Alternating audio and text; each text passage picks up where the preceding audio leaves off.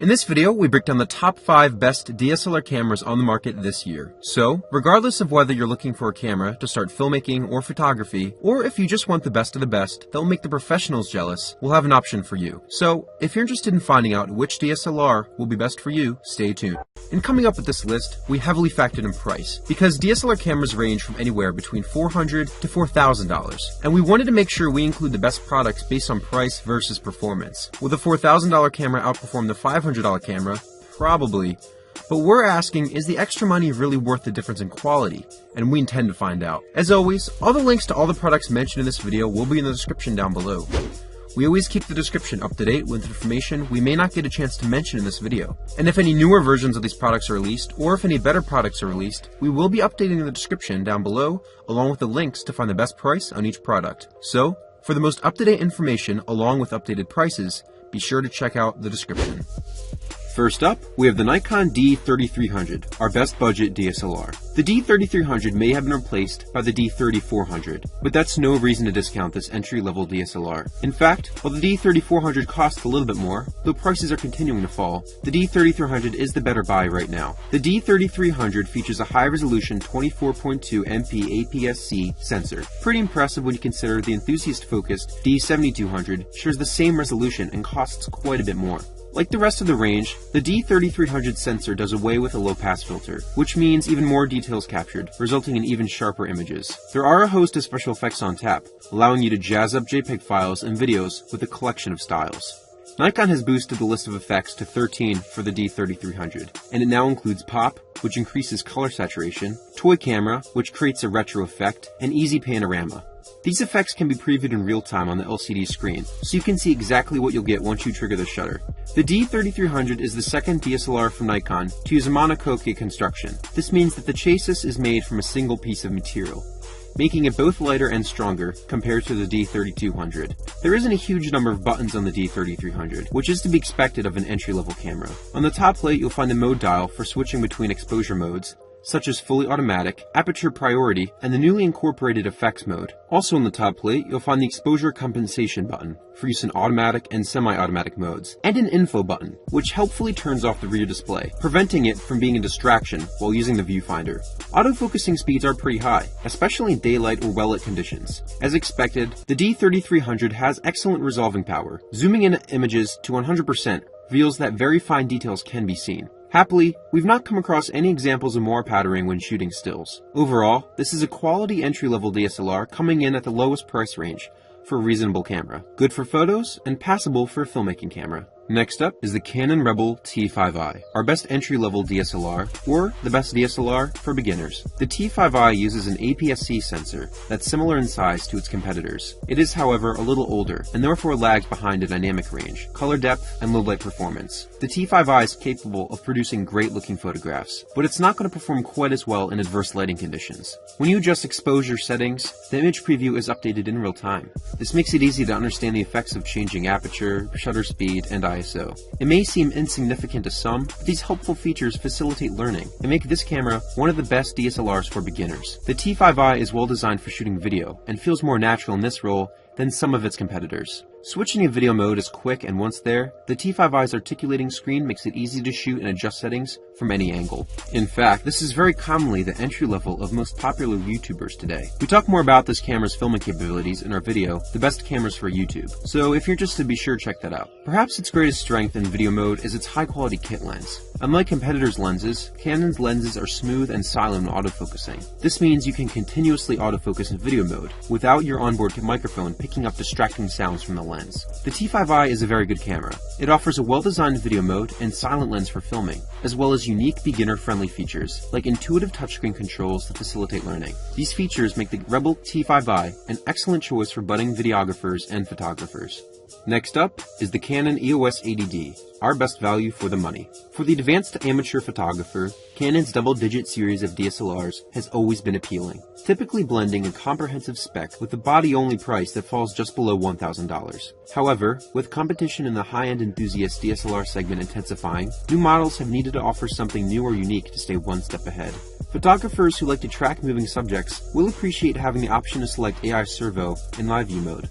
It's also good to see Canon adding extra control of the dual pixel CMOS autofocus sensitivity from the custom function menu. This allows users to adapt the focus to the shooting situation and create slow, natural, or fast focusing transitions. When shooting using the viewfinder, the 80D features a newly developed autofocus module that is a big upgrade on the 70D. There are now 45 autofocus points compared to the 19 on the 70D, and all of these are cross-type. The autofocus system isn't too dissimilar from the Canon EOS 1D Mark IV, and out of the 45 points, 27 remain active when using a teleconverter and lens combination with a maximum aperture of f8. The 80D doesn't feature 4K video, but it does provide videographers with the option to shoot Full HD or 1920 by 1080 movies up to 60p in the MP4 or the MOV file format.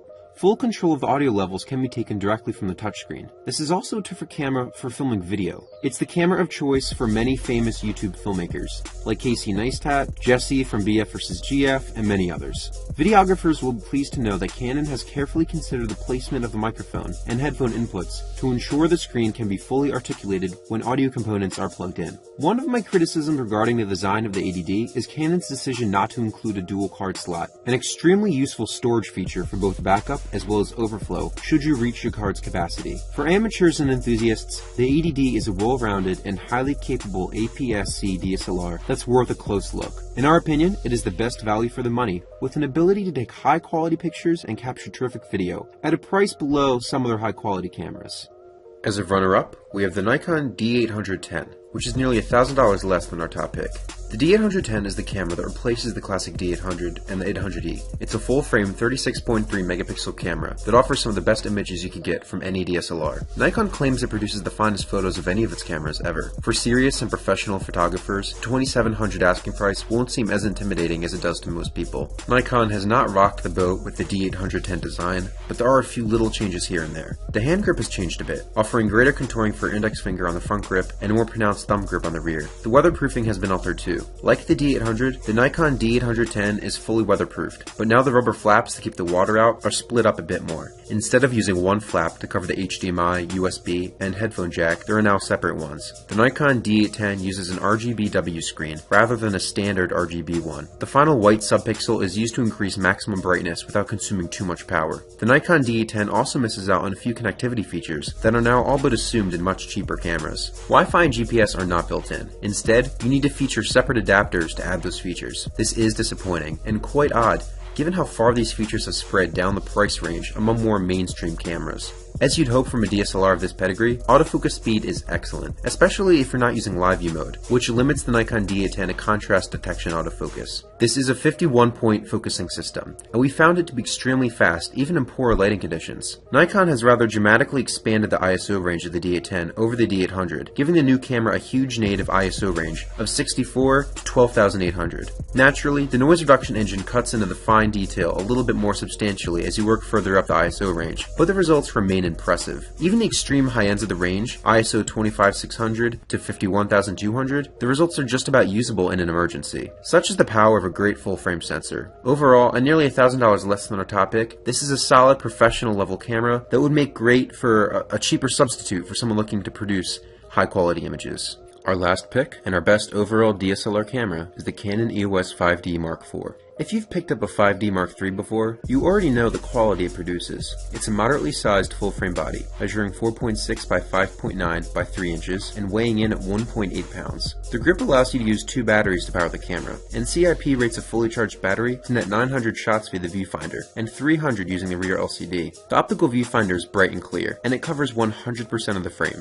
so what you see is what you shoot, and it is quite bright due to its glass pentaprism design. It's also large, delivering a 0.71 magnification rating, just about standard for this class. The 5D Mark IV fits comfortably in your hands, thanks to a deep, accommodating grip that provides comfortable access to the depth of field preview button next to the lens mount and shutter release atop the grip, even for those with short, stubby fingers. Rear controls include menu and info, which sit just below the on-off switch. A column of buttons run below them to the left of the LCD. Picture style, split view, rate, zoom, play, and delete. GPS and Wi-Fi are both built in. You'll need to enable GPS if you want location metadata added to all of your images though. It is a useful tool for landscape photographers, as it lets you know exactly where you were when you captured an image. When working in professional or studio environments, the 5D Mark IV also supports image transfer to an FTP server via Wi-Fi. You can set the camera to large or small JPG or RAW images, and choose between automatic or manual image transfer. The 5D Mark IV is a fine tool for capturing quick, candid moments. It starts, focuses, and captures an image in about 0.5 seconds. The autofocus is likewise speedy. The 5D locks onto targets in less than 0.1 seconds in bright light when framing shots with the optical viewfinder. The 5D shoots and tracks subjects at 7 FPS in continuous drive mode. When paired with a UDMA7 160 MPBS SanDisk compact flash memory card, it can keep that pace for 16 RAW, NJPG, or 23 RAW shots. When shooting JPGs, you don't have to worry about a shot limit. The 61-point autofocus system is very similar to the one in the 1DX Mark II. The 5D Mark IV focuses almost as quickly as live view as it does when using the optical viewfinder. One of the ballyhooed new features is the dual pixel RAW shooting format. Since each pixel is split into 2 halves to support face detection focus, each captures a slightly different view of the scene. Dual Pixel RAW lets you leverage that offset view to perform minor adjustments to the focus, changing the way out of focus areas and reducing ghosting. The 5D Mark IV has a new 30MP image sensor. It's the first time we've seen this particular resolution in a full-frame camera, and it delivers on the promise to balance resolution and high ISO performance. Overall, if you're looking for a very highly quality professional level camera in which you can produce the highest quality video and photos, then look no further than the Canon EOS 5D Mark IV. Alright guys, that is all for this video. I hope you liked it, and if you did, please go ahead and give it a like.